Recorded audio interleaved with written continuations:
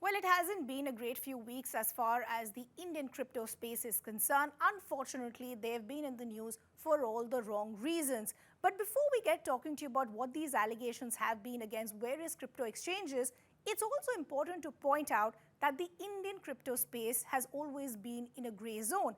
And that's simply because we don't have an official law and neither is crypto banned in the country. But let's first quickly talk to you about what are these allegations that have been made against various crypto exchanges just in the last few weeks. Now, what we're picking up by the means of sources within the Enforcement Directorate that as many as 10 crypto exchanges are currently under the ED scanner. Now, it was on the 5th of August when the Enforcement Directorate raided Wazirx, which is one of the oldest crypto exchanges and the largest by volume in India.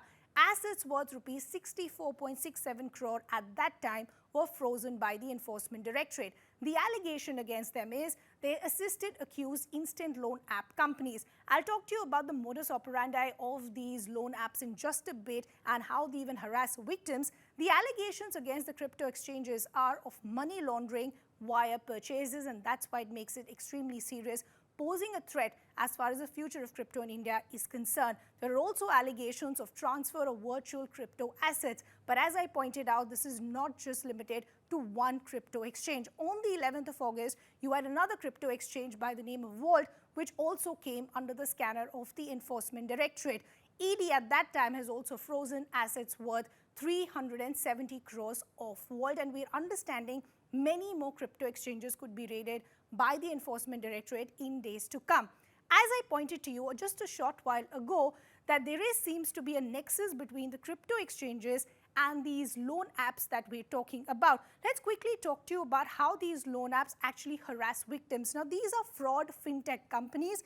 They give you a lot of lure that you can get loans instantly. It's very easy. There is no KYC. But that's where the big problem begins, because they also begin to harass victims after that. So if you've taken, for example, an amount of 10,000 rupees, what you'd end up paying could be 3 times or 4 times more. And here is why. They demand more money than loan amount within weeks. They begin to harass you. Morphed pictures of borrowers are sent to family and friends. What you hear from these harassers is that all your personal information is with us. So if you don't pay up, then you're going to be in big trouble. Messages defaming borrowers shared with victims and their contacts as well. This, of course, is a whole different ballgame that the government is trying to get a control on. But now, what we're picking up by the means of sources that there is a nexus between these loan apps as well as the crypto exchanges. But at this point, because I said that there is a gray zone as far as India is concerned, it's now raising some big questions. Let's bring down those details as well. The first big question is, will there in fact be a government regulation? This really is the need of the hour, and this is what stakeholders within the crypto exchanges have been asking for as well. But also remember the timing of when all of this is happening. Will global crash actually prove damaging to Indian crypto? Will this actually lead to a lot of investors now wanting to pull out? Will crypto exchanges bring in strict KYC norms? That really, again, is the need of the hour, because that's where the red flags are being raised.